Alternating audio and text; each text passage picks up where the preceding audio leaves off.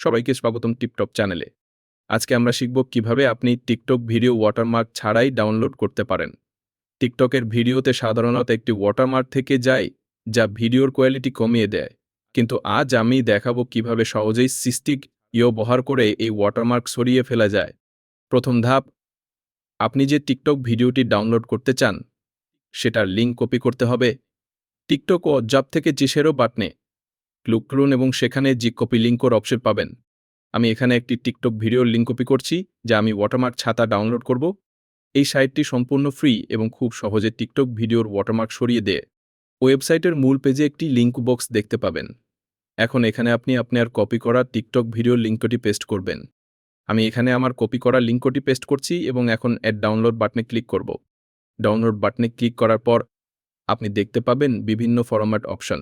এখানে আপনি ইট without watermark অপশনটি বেছে নেবেন।